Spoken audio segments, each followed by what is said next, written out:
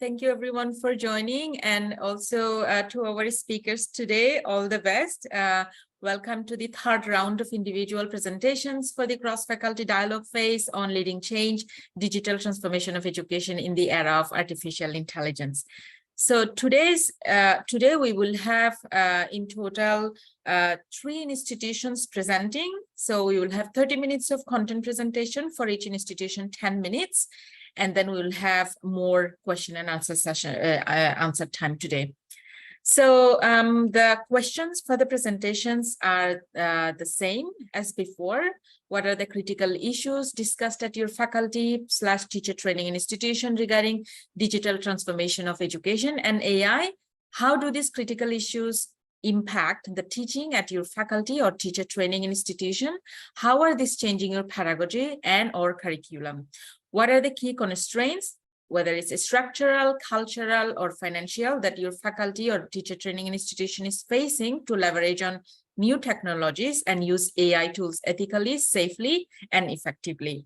So our speakers today, our first speaker will be Ms. Juliana Jaris, Assistant Director at the Educational Technology and Resources Division at Ministry of Education, Malaysia. And then we will have our colleagues from Mr. John Carlo Mari Ramos, who is Executive Director and Instructor at the Association of Southeast Asian Teacher Education Network, also in short known as ASTEN, and Philippine Normal University. And from the Philippine Normal University, you also have Professor Maria Ruth Macatangi Regalado, which is Assistant Professor in the institution, and Dr. Rafael Velarde Pangniban, who is also Assistant Professor at the Philippine Normal University. And finally, we will have from Europe, Dr. Omar Seguna, Education Officer at the Directorate for Digital Literacy and Transversal Skills, Ministry of Education, Malta. And from the same institution, we also have Ms. Joyce and Gret and Mr. Neil Patrick Attard. So with that, I'm going to stop sharing my screen and give the floor to our first speaker, Ms. Juliana Jaris from Ministry of Education, Malaysia. Thank you, Ms. Joyty. Hi, everyone. My name is Juliana. Okay, today will be my session. So let me start with revolutioning education, the landscape of AI in Malaysia school. So I am from Ministry of Education, Educational Technology Resource Divisions. So ETRD actually is one of the 40 division in MOE. So we have 10,220 schools, 7,780 primary school. We have 2,440 secondary school. We have 4,987 4,987 school students, and we is to planning, designing, implementation, coordinating, monitoring, evaluation, and promoting all the educational resources and technologies, the textbook, teaching and learning materials in various media, learning platform and program to support digital learning, implementing information and digital literacy program, integration of technology in education, research and development of education resource and technology resource center, reading culture development program, and National Book Council of MBCAM. So here is all the products that provided by ETRD. So we have the textbook with the Braille, podcast, textbook, AR textbooks, the green screen for school, the online learning platform, robotic coding, gamification, and EduWeb. Okay, so this is from the aerial view. Looks like a camera lens, and here the entrance, the lobby, the meeting room, the broadcast studio, the editing lab, the sharing knowledge room, and we have Audi and the music recording. So we go to the question number 1. What are the critical issues discussed at your faculty, teacher training institution regarding digital transformation of education and AI? So Malaysia government actually have our own Malaysian National Artificial Intelligence Roadmap 2021 till 2035. Here is the link which I attach in the slide so everyone can refer. So what we have here is strategic initiative for the AI. We divide it into 3 horizon 1, horizon 2, and horizon 3. Shall we have AI for kids and teens program, industry-based AI curriculum and undergraduate level, AI professional doctorate, matching grant funding for AI professional, AI MOOC, sorry, and AI education for educators, AI professional trainers and certification program. So our target for this horizon should we have 87,500 educator for AI competency. So the reality in school in Malaysia now, the environment of AI education among students in Malaysia school is still developing. However, there are a number of initiatives underway to promote the use of AI education. As this initiative continue to grow, it is likely the environment of education in Malaysia school will become more widespread and sophisticated. Here are some of the challenges and opportunity that the AI education environment in Malaysia teachers. Okay, there is a shortage of qualified teachers who are trained in AI education. Lack of resources, there is a lack of resources such as computer and software that are needed to teach AI. Lack of awareness, there's a lack of awareness among students and parents about the benefit of AI in education. While in higher education institution, the AI already been since the introduction of AI among university students in 2019, so our expert already find out that impact of AI among that student is develop the laziness habit, lack of problem solving skill, lack of public speaking skill and social activities, human loss in decision making, and loss safety in education. So this is finding by Dr. Irwan Muhammad Ali in 2019. So question number 2, how do these critical issues should impact and curriculum?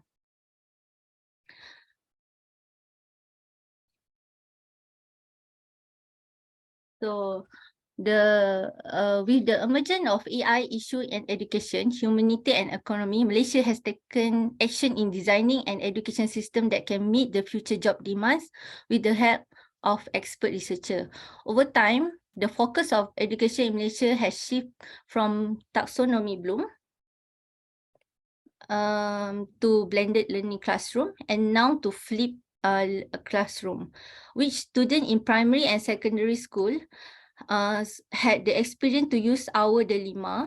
DELIMA is stand for Digital Educational Learning Initiative Malaysia, which is 100% during the COVID-19.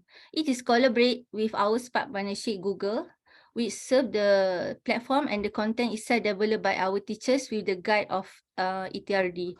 For the trial, with the data usage of DELIMA, our own chat box named But AI, still in research and development, which the information given based on all data and the content that input by teachers, and we guarantee that this is safe environment for the student, but still in R&D. At present, in university, pedagogy has transformed towards self-exploration, including current but semi-automatic learning system. This significant change forces Malaysia higher education institution to adapt, stay competitive, and meet the needs of their stakeholders. The belief is that everyone is born as a genius with a natural curiosity to explore the environment through experiment, leading to the emergence of the tangible mixed reality learning system. This form of learning is expected to continue until 2030 and still in R&D phase. So we go to the next question. What are new technologies and use AI tools ethically, safely, and effectively? So currently, the situation, the AI revolution in Malaysia, most of the user using the model generative AI, which is it's useful for content creator, helping in business for commercial purpose, and educator can develop content or teaching aids. So the type of AI that most of the user in Malaysia use is text to text like ChatGPT, text to image like Canva and Midjourney, text to code like OpenAI Codex, and text to image, image to image like DALL-E 2. So all you can see from the link I already attached in the slides. So here is the picture of the highest building in Malaysia, the Petronas Twin Tower, covered by snow. We never had snow. We only have raining and hot sunshine throughout the years. Okay, actually the pictures is generated by AI from text to image, which is input by the user. So another picture also look like authentic, which is the grandmother and the grandfather playing the skateboard. And this is not our culture. Okay, but this creativity from the user who input all what they are imaging and the AI generate for it. So these two picture actually the reflects to the what we call something negative to the human and to our economy. So to the humanity, the recommendation result like that image actually generated by AI 100% is being used to determine its characteristic, limitation, or behavior. Different domains of field may have unique requirements, data set, or consideration that influence how AI is developed or applied. Therefore, the specific context or domain is crucial in understanding and discussing the capabilities of implication of AI system. Okay, this skill has been manipulated without programming. Okay, that's make the human become more lazy and cannot think to have the skill of problems solving skill. The ability of machine and technology to mimic human wisdom and be accessible in real time makes it difficult to assess their authenticity because they are very close to the original. So the output of AI is entirely based on the information provided by the user and the creativity of the AI model itself. It is a combination of various points obtained from the data stored of their server. So to our economy, the rapid development of AI technology is expected. So to our economy, the rapid development of AI technology is expected in the future. According to the World Economic Forum, and leading of AI expert, this technology has the capability to replace approximately 30% of human job within the next 5 years. This will have negative implication for the economy. So here is the statistic that I get from the World Economic Forum. I cite it from Economic Forum 2023 and the Organization of Economic Cooperation and Development OECD 2023. So the affected industry are expected to be financial service, healthcare, legal, creative art industry, journalism, and human resource. And for next 5 years, educators still have a very good prospect here, which is not being impacted for the next 4 or 5 years, but in another 10 years, maybe education or educator will be.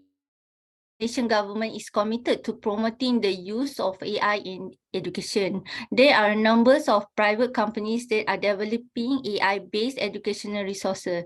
There is a growing interest among students and parents in AI education, and the conventional subject in teaching and learning in school need to be replaced and meet the job for future that which is required technical skill, social and emotional skill, higher cognitive skill, which can fulfill a job in future like data analysis, AI and machine learning, big data specialist, and so on. Okay, the constraint The rapid change in technology need big amount of expenses. For past few months, Malaysia having slow economy, low rate of currency for ringgit Malaysia, and that is the big factor of low awareness of the AI. However, things took a different turn in early July 2003 when Elon Musk, the CEO of Tesla, began further investment from Geely Auto, a leading automobile manufacturer based in Hangzhou, China. The investment is expected to contribute to the realization of Malaysia AI's roadmap for 2021-2025. Financial support, expertise from industry partners are crucial factors in allocating funds to education for equipment costs, curriculum development, educational platform, and more. And so for the mechanism to govern the AI. So we have, our experts said that we have PDPA. We just use what policy we already have, like PDPA, Personal Data Protection Act, and other regulation that apply to the use of misuse technology, and copyright laws to protect the intellectual property of software and consumer product. The conclusion. An effective regulatory framework of AI should first define the different type of AI while also being flexible enough to accommodate emerging technology as they evolve, and establishing clear boundaries of red line of what AI technology should not be used for. And this is situation similar to when Google first arrived, where lecturers were troubled by issues like plagiarism and so on. However, as the technology advanced, so this security measure giving rise to the creation of application like Turnitin. Okay, that's all. Thank you. Thank you, Juliana. Wow, a lot is happening in Malaysia. May I kindly request if you can share the link that you mentioned in your slide in the chat box, so that if our colleagues want to check, they can then go ahead and check it out. Thank you. So with that, let's move on to our colleagues from the Philippine Normal University and Aston. So Carlo, Rafael, and Ruth, the floor is yours. Okay, good afternoon, everyone. So we are the Philippine group. We are from the Philippine Normal University. Just a quick background, let me introduce our university. And okay, our university is the country's or National Center for Teacher Education. We are mandated by law to help improve teacher education in the country by producing teachers and training in-service teachers, and we are also mandated to assist our Ministry of Education, the Department of Education and Commission on Higher Education. We've been leading some international networks to of course, expand our collaborative efforts for teacher education. We have the National Network of Normal Schools, and we are the founding chair and permanent secretariat of the Association of Southeast Asian Teacher Education Network, an entity associated with ASEAN representing the teacher education sector in ASEAN. And PNU was established in 1901 as a specialized university for teacher education. That means all our programs are all related to teacher education. And right now we have 5 campuses. The main campus is in Manila, but we also have 4 other provincial campuses, which also serve as the hub for different areas in education and teacher education. We have the North Luzon, specializing in indigenous people's education. We have the South Luzon for the technology and livelihood education, Visayas for the green technology education, and Mindanao for multicultural education. So that's our profile as a university. Thank you. Moving on, I would like to share with you where we got our information to be presented this afternoon. The 3 of us, Rafi, Carlo, and myself, we have been talking about the opportunity that was given to us to be part of this ASEF collaboration online workshop. And we felt that it would be shortchanging the university if we would just be presenting our own personal insights. So what we thought of was to survey among our select friends from across the university in Manila on their own insights and incorporate that in this presentation. That way, we would have the right to use our university logo and represent our institution. Our data source is coming from 26 members of the Philippine Normal University. As I said, most of them are our friends. We have administered the survey form that we created very in such short notice, and they were only 26 were able to really comply and accomplish.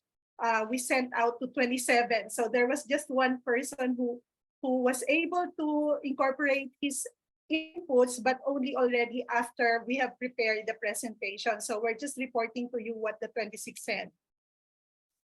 Our respondents profile, you would see most of them are from the associate professor rank, and most also are within the age groups of 50 and above, and also 41 and 50 years old. Majority are female. Very few claim that they belong to the other gender preference. Okay. So with regards to, as a prelude to the actual 3 items that we are assigned to present today, we tried to come up with a few questions that would stimulate their thoughts on AI. So the first question, which we came up only after administering already the items to 10, 11 members in the set of respondents, this was the question that we had to add in after the 11 had responded. So you would see there are just 15 responses that we're taking note here. So the first question was quite essential, actually. How familiar are you with AI technologies and their uses? So as a response, we got this, and almost half has expressed strong familiarity with AI and its uses. So we're very happy that it won't be difficult for us to explain anymore. But actually, there was one who messaged me directly asking, what do you mean AI? So we had to put this in as another question at the start. And then this was originally our first question. And we were asking them up to what extent do they use AI in their daily personal activities. And this was the result. More than half has expressed that they use AI but only to a limited extent. How about the extent of their use of AI learning apps and technologies when they teach either content or skill? They have reported that a larger portion of them uses AI, but only again to a limited extent. The extent on which they think their students are using AI-powered apps in their learning process, our friends shared that almost half of them think that their students use AI, but again, to some or to a limited extent. Finally, we asked them, how necessary do they think for pre-service teachers to learn AI-related skills for their future careers? And this was the result. According to them, it is very necessary. Majority believe that it is important for pre-service teachers to be trained to use AI in the teaching learning process, while a good number also claim that it is somewhat necessary.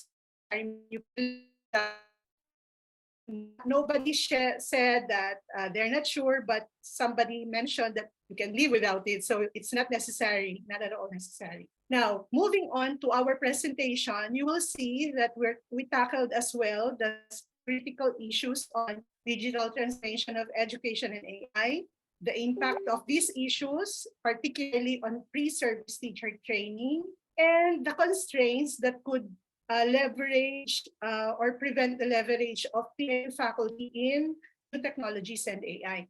This will be presented by our colleague, Dr. Rafi. Hi, good afternoon. So to continue our presentation, first we looked into the critical issues on digital transformation of education and artificial intelligence. Okay, so for this, ayan. So the question that we asked was, which of the following issues are often discussed at your faculty or institute regarding digital transformation of education and artificial intelligence? So the bullets that you see are the options that we provided them. So they can pick more than 3 options. So these are the results, the top issues. Okay, so the top issues that we gathered, number 1 is the authenticity of learning. Then the second would be on data privacy and ethics. Then the third is on availability of resources. Fourth, existence of relevant institutional policies. Fifth is on the technical expertise of teachers. And sixth is the appropriate AI for the developmental level of learners. Okay, so there was also a response that the critical issues were either not discussed or not much discussed in the respective faculty or institute. So we will look into that further because we are planning to do a bigger research on this. So next, we also look into the impact of critical issues on digital transformation of education and artificial intelligence to pre-service teacher training in the Philippines. And here are the results. All right, so this was the question. How do these critical issues impact the teaching at your training institution? The bullets that you see, the terms there are the options. So the results are, okay, so you can see the results there. So the impact of issues to teacher training, number 1 is on school preparedness and the need to develop school guidelines. The second is on teacher preparedness. So what are these? Upscaling of faculty on the use of AI, retooling faculty with the strategies to encourage students to think critically and become responsible and informed digital citizens, and redefining teacher principles. And the third is on learner responsibilities and benefits to them. Then the third, okay, so we also asked them on what they think is the overall impact of artificial intelligence on teacher education in the Philippines. So majority of them responded a somewhat positive and followed by very positive. So that's a good feedback. And then moving on. So we also asked them, in view of the emergence of AI technologies, what specific changes in Philippine teacher education do you anticipate in the next 3 years? So the results are, yeah, so we see the top 3 results, and it can be viewed as challenges or opportunities. So the first area would be on institutional administration and management. The second is on curriculum instruction and assessment. And the third, of course, is in the field of research or in the area of research. So the third is on the key constraints in leveraging PNU or the Philippine Normal University faculty on new technologies and artificial intelligence. And here are the results of our survey. So the question was, what are the key constraints, structural, cultural, and financial that your faculty is facing to leverage on new technologies and use of AI tools ethically, safely, and effectively? So they will choose from structural, cultural, and financial, or they could choose all. So the results are, all right, so the ranking of constraints on top is the structural, the second is on the financial, and the third is on the cultural aspect.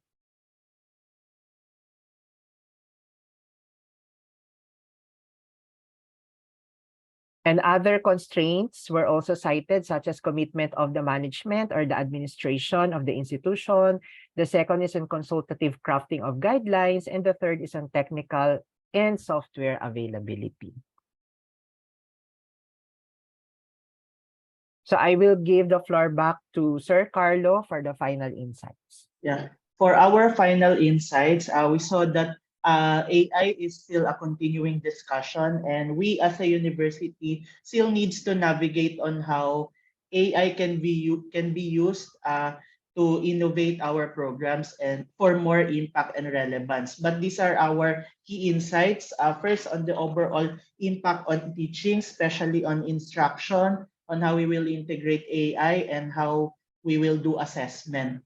And for the impact on teacher education, I think there should be more discussion and more programs that will address the necessity of shaping the knowledge, values, and skills of our pre-service teachers so they can cope with the demands of AI and integrate AI in education. For the overall impact on teachers' role, of course, it is very important to look into the pedagogical skills of teachers and, of course, the TPAC and how teachers or teacher educators like us can align the curriculum so that we would be able to respond to these demands and challenges. For the meaningful integration of AI, we need to look into how AI can be maximized in the classroom or even in the administration and management of the university, because we cannot take AI away from our society anymore. So we need to leverage on how we can maximize AI, and also including ethics and responsible use of AI, so that we will have safety nets while we are using AI and starting to explore AI. And then last, essentials for sustainability. It is very like what the result discussed. Structural is number one. So we need to, of course, prepare our infra, our policy, even the readiness of the teachers to use AI and to integrate AI, and necessity for necessary safeguards so we can use AI in education or even in the management of our teacher education programs, both in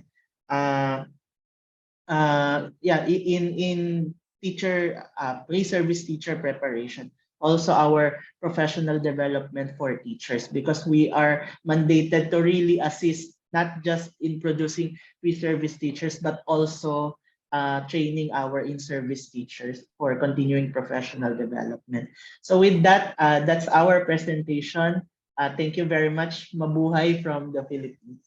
Thank you. Thank you so much. From the ASEFClassNet team, you deserve a very special thank you, because you went out and then gathered primary data that actually gives us a very clear idea of what's happening in your institution. So very well done, and thank you so much. And if it's possible, please do share the data with us, and if you have, I don't know, like summarize the report in a more descriptive manner, that will be also very helpful. So with that, let's move on to our final presentation for today. We move on to Europe now. So let's invite our colleague Dr. Omar Shegona from the Ministry of Education, Malta. He will be representing his colleagues Joyce and Neil as well. So the floor is yours. We are a directorate within the Ministry for Digital Literacy and Transversal Skills. I'm delivering on behalf of my directors, my director, Mr. Neil Attat, and my assistant director, Joyce Greg, who is present in this meeting. She might be joining as well for this meeting, for this session. As part of the ministry, we base a lot on official documents. Of course, there was recent framework for the education strategy for Malta for 2001-2022, with the main aims to reduce the gaps in educational outcomes between boys and girls, between students attending different schools, and so on, to support educational achievement of children at risk of poverty from social economic status, and to increase the participation of lifelong learning and adult projects, and to raise the levels of retainment and betterment in the future. Why is this important? Because our projects are definitely based on this. As I'm going to mention later on, one of them is the one tablet per child, one device per child. Malta drive towards digital education, driving digital transformation and education to make the shift from education system that produces employees to a conventional economy towards innovation, agility, and adaptability. This is one impact of our huge challenges to adapt to the modern economy. And when we face the industry, and the industry, of course, requires from us as educators and people who are capable to adapt to the new circumstances and to think, that are creative, that are critical, and so on. So these are, and we are moving from that sort of education. How can education address the gap in competencies between the supply and demand and the expectation and needs in the digital society? We also have the new national strategy for digital education and transversal skills. Now we have a new national strategy as well for education. The aims are to equip students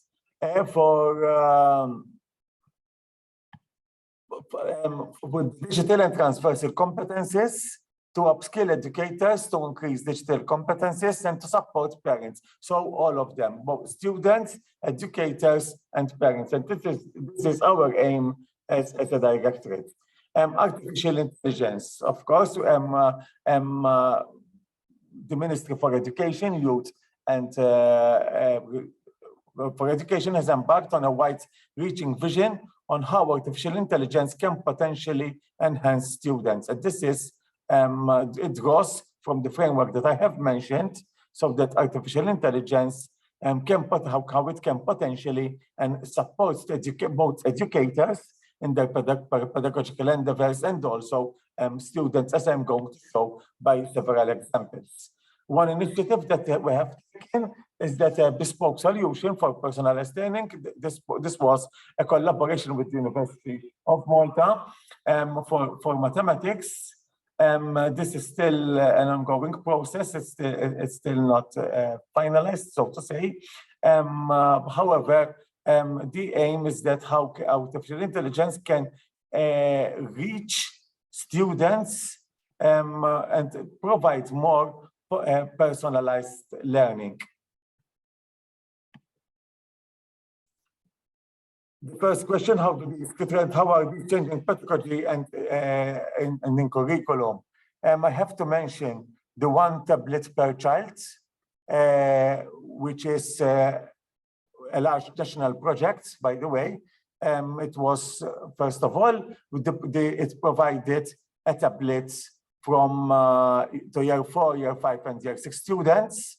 It is planned to continue by providing a laptop to secondary students. It will commence hopefully during next scholastic year with providing a laptop, but also thanks to this project, we also provided virtual reality headsets in each college. We have 10 colleges in Malta, exam papers, exam readers, and also an ecosystem which is cloud-based. They could apply for it, and also some catch-up classes which are delivered in summer. Right now, there has been a continuation of them for those students who have not, for some reason, managed successfully complete some of their examinations. As I have mentioned, were given to all year 4, year 5, and 6 students. This ensured that the digital divide is narrowed. All learners have equal access to information. Learners can learn at their own pace, and learning can happen anytime and anywhere. These were the main principles of, I have to mention this because it's part of the whole program. Now, with regards to AI, back to AI, we focus a lot, since our role is as educators here, mainly on the use of AI in Microsoft, the Microsoft 365 platform. So we provide training for that. Of course, the PowerPoint, design ideas, the PowerPoint online, the Teams assignment tool with the Word online, the immersive reader, the forms which offers predictive choices. So we make teachers aware of these. Microsoft 365 is available to all education students in Malta. So it's part of our, I won't say our mission, but our plan, so to say, is to provide training to educators and when needed to students in these tools. This is an example of the immersive reader, so that one can understand how the reading progress, it's AI use, and how the language, for example, the words that are chosen. The AI is helping a lot in this regard. So rather than in the first part, in the first one, the previous slide, I have showed you a bespoke application that we are trying to, in collaboration with the University of Malta, create. But in this case, we are exploring, as we have done during these sessions, readily made tools. Of course, the big companies, I'm mentioning this one because it's available, they are heavily making use of AI. So we are exploring them and showing teachers these tools. Some concerns of AI, of course, as we have mentioned several times here, about how students can use ChatGPT to write assignments. So we are making educators aware of these and instead help them how they can use AI to generate their own creation, to create their own artifacts. Being positive rather than being reactive to something that is happening. There are, of course, as from universities, more than me, some AI detectors to know whether it's generated by AI or not. Other users of AI, of course, that it's like ChatGPT are not always right. Its input, we also know, like ChatGPT, for example, is limited, its data, whereas using like the Bing or the Google AI tools may vary according to the searches that they have. So these are, of course, limitations that we inform our educators. Our role is to help learners to reach their full potential. Educations are at the center, moving from, of course, a chalk and talk approach. So even, yes, despite being in 2023, we still have this challenge as it's something around the world, as it was being. That's why it's wonderful having this Asian European, because it's something, I mean, we are all moving towards that, changing the approach because the world is moving so fast. And as I've explained, the demands from the industry are to have a workforce which is creative and working and adapt. Student engagement, in a way, we have learners have access now to educational apps, Maltese ebooks as well. As you can imagine, we have our own language, and our language is very limited. I mean, spoken only by 1 million persons, roughly. We are less than 1 million in our country living here, so it's difficult to find tools using our language. So we have to create resources in our language. Providing personal learning experience.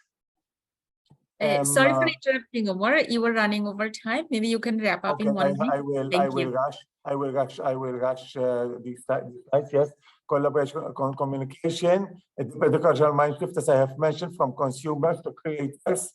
Examples of AI-generated tools from our website, where these are generated by AI. Okay, these are images generated by AI by our staff in our website. We also deliver tutorials about the use of AI in schools. This is one of them, which is delivered annually online.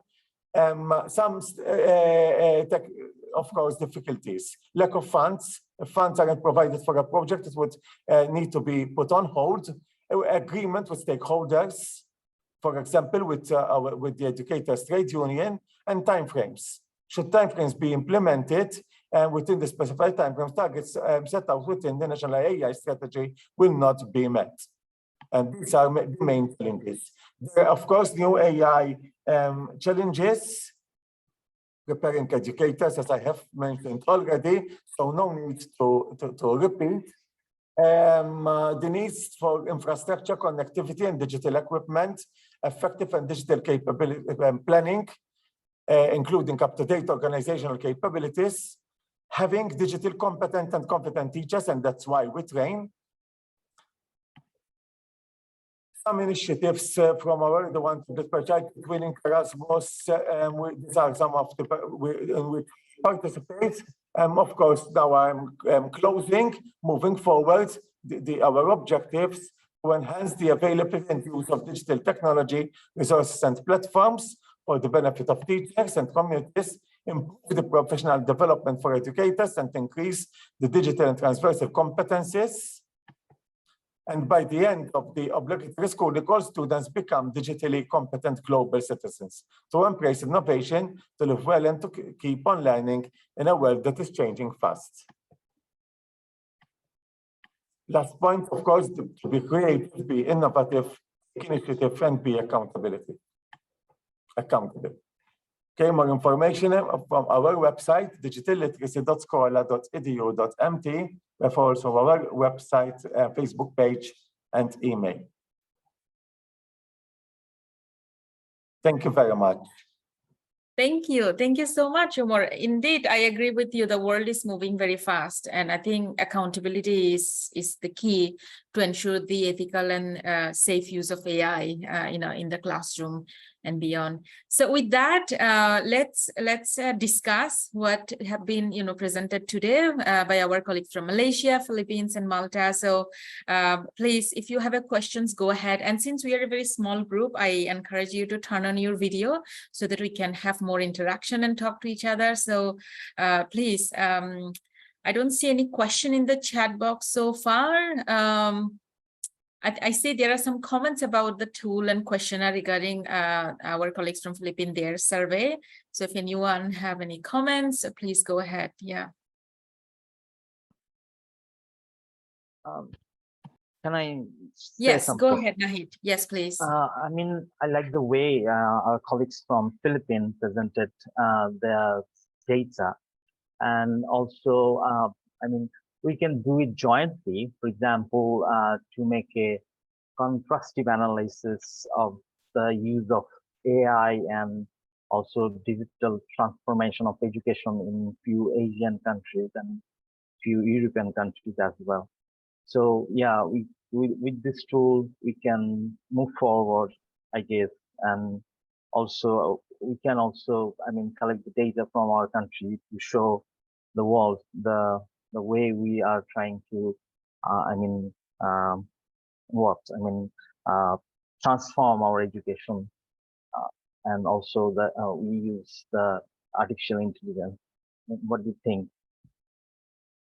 Absolutely. Thank you so much, first of all, for the comment and for the suggestion. I think we can have a discussion regarding that, Carlo, Ruth, and Rafael, because I think what you have done, it's very structural and it's very on point. I think with that, we can also, as part of the Asia-Europe analysis, I think we can definitely take it to the next level and add more analysis into the questionnaire that you have already developed. So I think definitely we can, I think it can also be an initiative as part of the collaboration in action phase. So in case you want to collaborate with each other. So yes, yeah. I have a question for our colleagues from Malta and Malaysia, because both of you represent the ministry.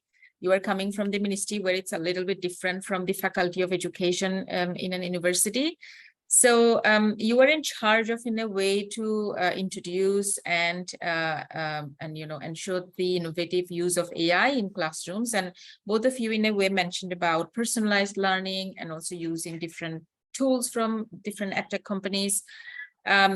As a person in charge in terms of ensuring the right use of AI tools, how do you, so far, how do you manage, what kind of tools to use, what kind of tools to introduce to the classroom? So far, what has been your experience in terms of support from your ministry, as well as your own competencies in a way? Yeah. Go ahead, Omar. I saw that you also raised hand. Yeah, and then maybe you can. I raised hand because may I add to Nahid as well, that the research from Philippines, despite being, of course, situated because it's in the Philippines and in the area, but I'm sure that the findings are relevant to everyone. So I am sure that they will also maybe have in mind how to those findings can be very relevant to everyone, because they are very useful, because as a ministry, and I'm sure that our colleague here from the ministry agrees that we need, actually, it's important to us that we base on research from around the world. I mean, it's very important that we base our deployment, because our role, rather than research, is more implementation. Maybe unfortunately, because I need to maybe study as well, but and write a paper. But our role is mainly spending a lot of time on implementation and these training programs. But they need to be based on training. With regards to your question, yes, we are trying to explore readily made tools. As I have mentioned, there may be some initiatives like the one we have tried in collaboration with the university or with someone else, or for a bespoke application. But for the time being, and I mean, technology is developing so fast as well. I mean, it's still in its infancy, but it's important that we make the teachers aware of them, and how they can benefit, how students can benefit, because of course students are at the center. Of course, how can they benefit as we did by generating images, using of the immersive reader, and so on. I think in that regard only, it's enough. We have also, it takes I'm sure that next scholastic year this will consume a lot of our time. Thank you. I agree. Thank you, Omar. Juliana?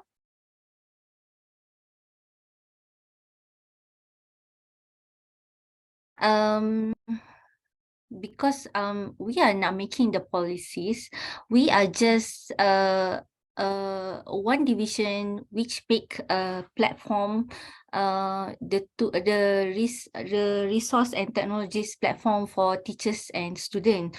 So at this point, actually, we need more expert. Okay, I'm not saying that Malaysia not have any expert. We still in the making. Okay, for higher education, maybe they already have the platform of AI. But to our students, we are quite slow because we are just at the moment of which is our student and teachers still in the level of try to be comfort with our dilemma. Just now I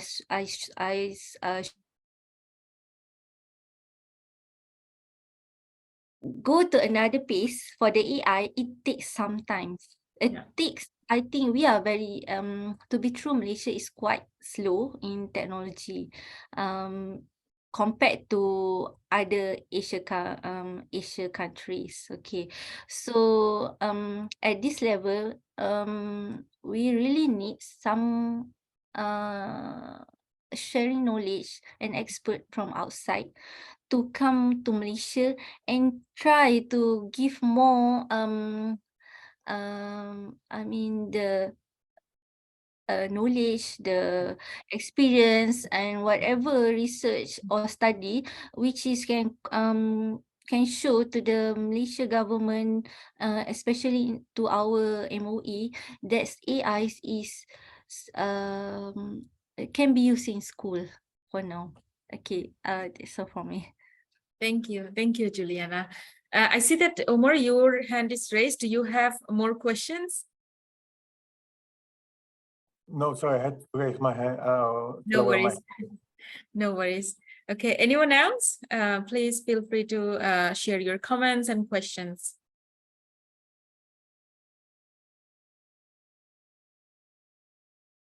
I think while you I have a question. Go ahead. Go ahead. Yeah. So I mean, really thank you for sharing the result of the survey. Yeah, I really thank you. Great thanks to the faculty from Philippine Normal University. Because I'm working with the teachers, in-service teachers in the Jeonbuk area in South Korea. I pretty much interested in how to teach, design the teacher training courses for in-service teachers. But today, after learning from, after getting the result from the Philippine Normal universities, they said to me that the pre-service teachers should be prepared for the future generations and future learning. And my question is that as designers and the professors in the normal university, what is the top priority in the pre-service teacher training courses? So, I mean, it can be many things, like teaching strategies or principles or management skills or curriculum and instruction or assessment skills. And if we adopt the AI technology into the kind of educational field, and what should be the top priority, in the pre-service teacher training courses?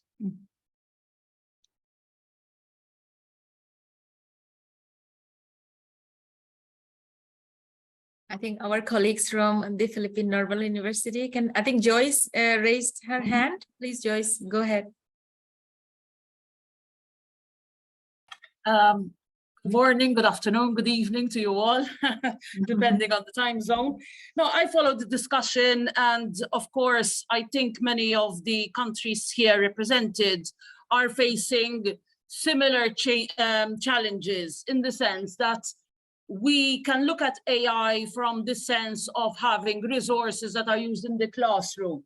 And of course, like any other digital technology, there are those who embrace it and others who fear the fact that this is something new and it is challenging the status quo, if I may say. But there's also another issue when it comes to assessment. In Malta, as my colleague Omar has mentioned, we have started the integration, but of course there's a long journey to go.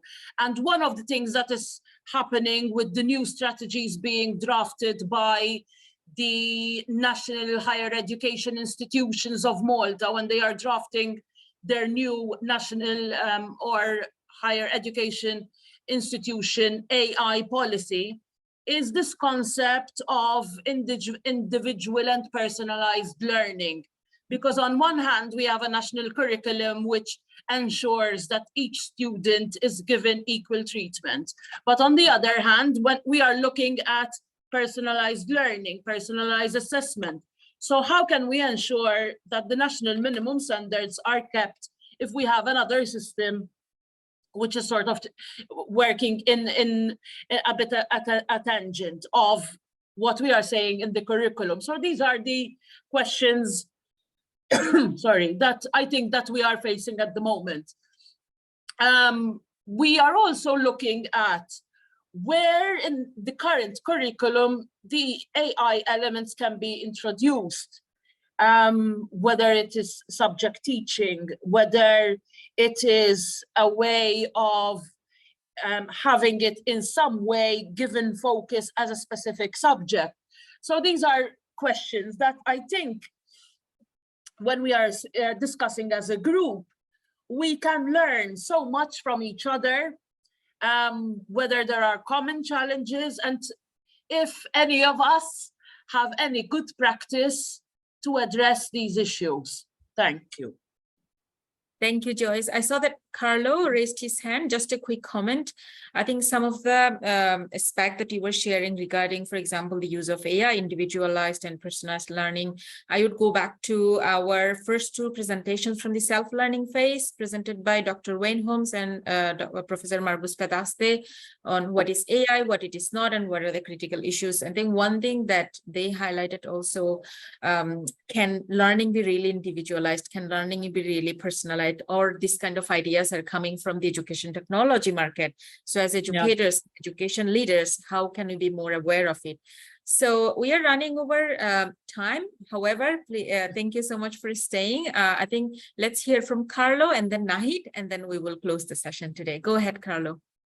Thank you. So just to respond to Ms. Yoson Ann's question, I think based on the initial or preliminary data that we gathered, the first one that should be prioritized is the structural support for us teachers and the institutions who will be exploring AI in integration in education. Of course, we also practically we need the infrastructure so we can maximize AI, and also the readiness of the teachers. Well, right now the vision of our university is to really produce future ready teachers, and AI is already part of that of the changes in the education landscape. So we can never really prohibit AI, but by means of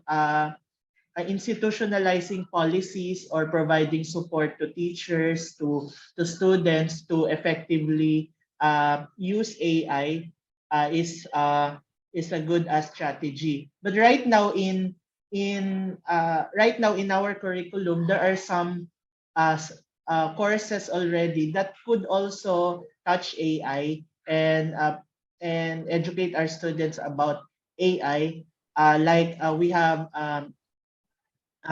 courses focusing on media information literacy and courses like digital ethics. At the regional level in ASEAN, we were able to come up with a document. I've shared it to Jyoti. The document that focus on addressing disinformation and promoting media information literacy, because I think how we deal with AI ethically is very important, so it would not be abused. Yeah, because in the end, teachers are in charge of owning creative. AI can generate information, but ethics and creativity are still responsibilities of teachers. Thank you.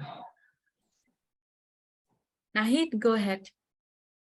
Regarding to the query raised by our colleague from Korea, I want to say here that, in my context, many of our colleagues believe that it might not be possible to digital transformation of education in the large classroom, but I have different opinion. I think that digital transformation of education could be a blessing in a large country like ours, because it might make it possible one-to-one instruction. And also we noticed that we have a number of teachers in the country, and many years back, many teachers are recruited. So we can't maintain the quality, but after the digital transformation of education, even our students from the rural area are getting instruction from some experienced teacher. So this is one of the blessing, and at the same time, in large classroom, it might not be possible for the teachers to focus on every learners, but through with the help of digital tools, individualized or one-to-one instruction could be possible if it is accurately managed.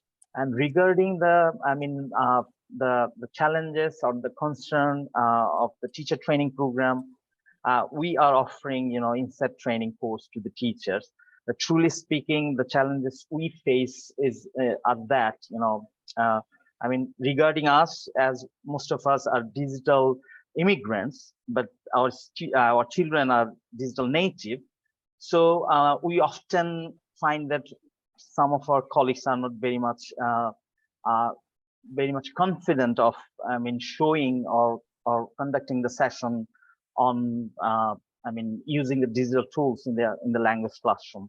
So this is one of the challenges that many of our faculty have, and at the same time, I mean, previously we designed a teacher training course, and there most of our faculty members focus on selecting some session on the use of digital tools and AI as well. But then we noticed that we really focus on the theory. So rather than, I mean, offering a course on the theory, we need to design a course which combines theory and practice, I mean, hands-on training, where I mean, teacher or the pre-service teacher or the in-service teacher have the theory, and then in the micro-teaching session, they might have the opportunity to implement it, to show it how much they have learned and how will they transfer it in their classroom. So a teacher training course should be like a hands-on training course which combine theory and practice. Yeah, this is what I have to say. Thank you, Nahid. Absolutely. And I think as now you are representing different countries, representing different ministries and different faculty of education as part of this faculty collaboration platform, we highly encourage you to think about all the common issues that all of you are talking about, and then think of some collaboration in action ideas for the next phase of this program. So with that, just to remind you, we don't have any session next week, so that's a free time for you to, in a way, absorb and kind of, internalize what has been discussed by different colleagues from different countries, and also think of ideas for the next phase. So we will have the final round of individual presentations on Tuesday, 8th of August, and we'll be having the first speakers from Europe, from University of Nova Gorica, Slovenia, and as well as from Sophia University, Japan, and Kasetsart University, Thailand, and Chulalongkorn University, Thailand. So they will be our finalist speakers for this phase. And then we'll move on to the group discussion. So thank you so much for such a lively discussion, and also to, really gathering insights from your institution and to present and to share the insights with all of us. So with that, I don't have anything else to add. And if Angie and Rekha doesn't have anything else to add, I think we can close the session today. Rekha, Angie? No. Okay. Lovely seeing you. Thank you so much for the insightful presentations, which will be also circulated by Angie for your reference, and also for the other members of the group who couldn't make it today. And then we look forward to the next occasion, the new presentations. Thank you. Bye-bye. Thank you very much. Bye-bye. Thank you.